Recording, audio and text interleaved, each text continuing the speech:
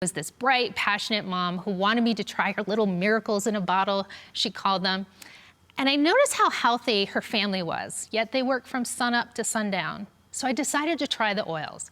She said, rub these oils on, inhale these oils, Young Living essential oils every day. Peace and calming, frankincense, valor. And immediately I felt a change. I started doing better in school. I started feeling better. It was like the light turned back on in my life.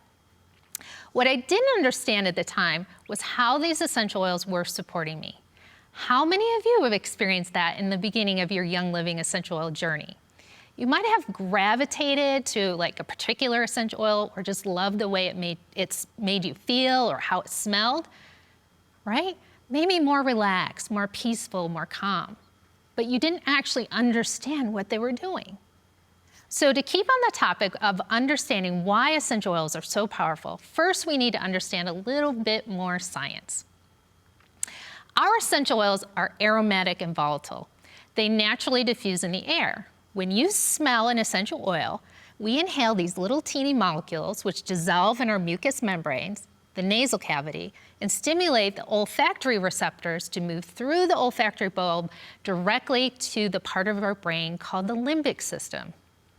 Here's a picture of both the olfactory and the limbic system.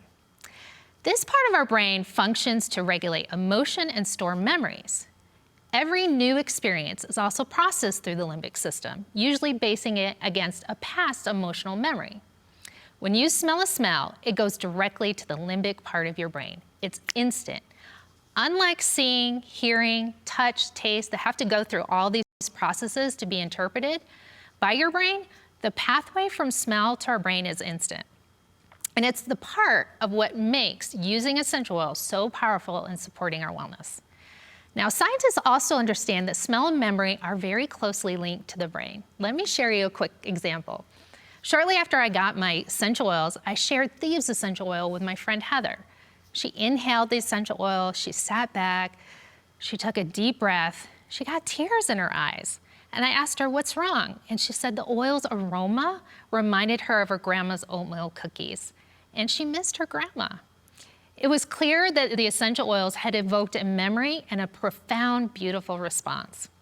See, our founder, Gary Young, was a scientist, a researcher, and a pioneer when it came to essential oils. He understood how important it was to keep our daily stressors in check. Okay, so let's dig a little deeper now. Emotions versus feelings. What's an emotion? What's a feeling? We may think emotions and feeling are the same. They're not. Emotions are physical. Emotions create a physical change that is measurable in the body. Think the body, emotions. Feelings are an awareness of the emotion itself and can result in an emotion. Think the mind. A feeling can cause an emotion, an emotion can cause a feeling, but only emotions are a physiological change.